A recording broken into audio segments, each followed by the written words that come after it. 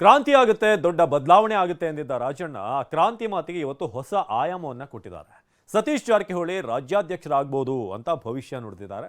ಆದರೆ ರಾಜಣ್ಣ ಮಾತನ್ನ ನೆಗ್ಲೆಕ್ಟ್ ಮಾಡಿ ಅಂತ ಸಿಎಂ ಹೇಳಿದ್ದಾರೆ. ಹಾಗಾದ್ರೆ ಕಾಂಗ್ರೆಸ್ನಲ್ಲಿ ನಿಜಕ್ಕೂ ಕ್ರಾಂತಿ ಆಗುತ್ತಾ? ಇದಕ್ಕೆ ಬಿಜೆಪಿ ನಾಯಕರು ಏನಂತಾರೆ? ಬನ್ನಿ ರಿಪೋರ್ಟ್ ನೋಡೋಣ.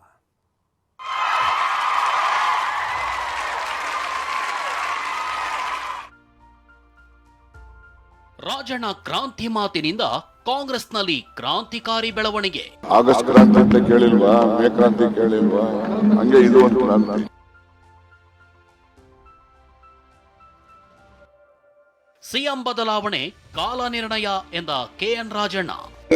ಸತ್ಯ ಆಗ್ಬೋದು, ಅಸತ್ಯ ಆಗ್ಬೋದು, ಅದೆಲ್ಲ ಕಾಲ ತೀರ್ಮಾನ ಮಾಡೋದು. ಸತೀಶ್ ಜಾರಕಿಹೊಳಿ ರಾಜ್ಯಾಧ್ಯಕ್ಷರಾಗಬಹುದು. ರಾಜಣ್ಣ ಹೊಸ ಕ್ರಾಂತಿ ಮಾತು. ಅವರು ಆಗಬಹುದೇನೋ ಅಂತ ಅನ್ಕೊಂಡಿದ್ದೀನಿ. ಕ್ರಾಂತಿ.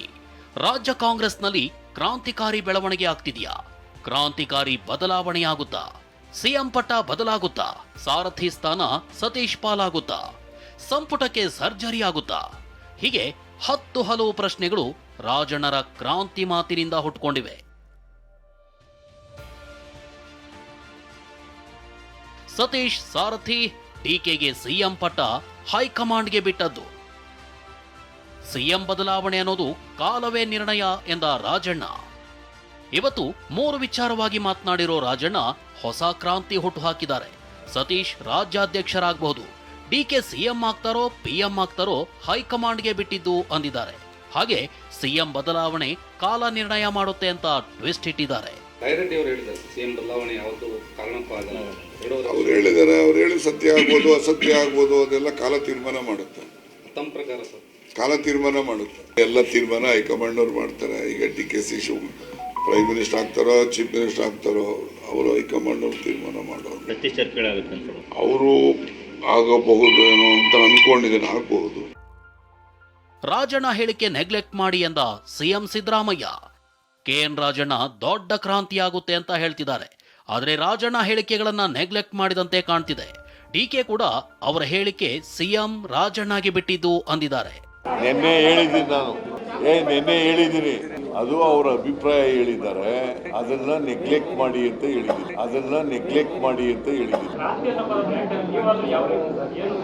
ಚೀಫ್ ಮಿನಿಸ್ಟರ್ ಇದ್ದಾರೆ, ರಾಜಣ್ಣ ಅವರಿದ್ದಾರೆ. ಮೇಲ್ನೋಟಕ್ಕೆ ತಲೆ ಕೆಡಿಸಿಕೊಂಡಿಲ್ಲಂತೆ ಇದ್ರೂ ಸೆಪ್ಟೆಂಬರ್ ಕ್ರಾಂತಿ ಬಗ್ಗೆ ಕಾಂಗ್ರೆಸ್ನಲ್ಲಿ ಗುಪ್ತ ಚರ್ಚೆ ಆಗ್ತಿದೆಯಾ ಅನ್ನೋ ಪ್ರಶ್ನೆ ಮೂಡಿದೆ.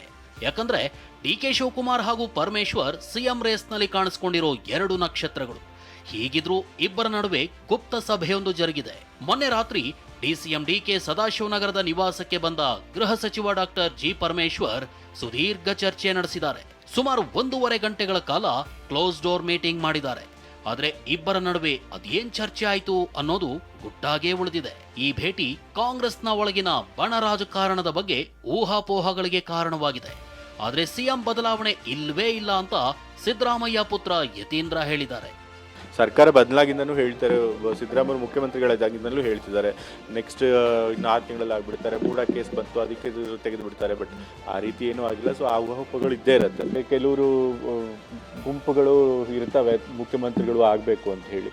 ಸೊ ಹಾಗಾಗಿ ಆ ರೀತಿ ಊಹಾಪೋಹಗಳನ್ನು ಅವರು ಹಡೆಯುವಂಥ ಪ್ರಯತ್ನ ಮಾಡ್ತಿರ್ತಾರೆ. ಈ ಬಾರಿ ದಸರಾ ಹೊಸ ಮುಖ್ಯಮಂತ್ರಿ ಮಾಡ್ತಾರೆಂದ ಅಶೋಕ್.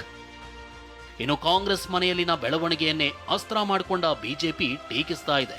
ಈ ಬಾರಿ ಹೊಸ ಮುಖ್ಯಮಂತ್ರಿ ದಸರಾ ಮಾಡ್ತಾರೆ ಅಂತ ವಿಪಕ್ಷ ನಾಯಕ ಆರ್ ಅಶೋಕ್ ಭವಿಷ್ಯ ನುಡಿದಿದ್ದಾರೆ. ಈಗ ಪ್ರಾರಂಭ ಅದರದ್ದು ಟ್ರೈಲರ್ ಈಗ ಬರ್ತಾ ಇದೆಯಲ್ಲ, ಈಗ ಮಂತ್ರಿಗಳೆಲ್ಲ ಹೇಳ್ತಾ ಇದಾರಲ್ಲ, ಒಬ್ಬರು ಭಾರಿ ಬದಲಾವಣೆ ಕ್ರಾಂತಿ ಅಂದ್ರೆ ಇನ್ ಕೆಲವರು ಇಲ್ಲ ಸ್ವಲ್ಪ ಕ್ರಾಂತಿ ಅಂತಾರೆ.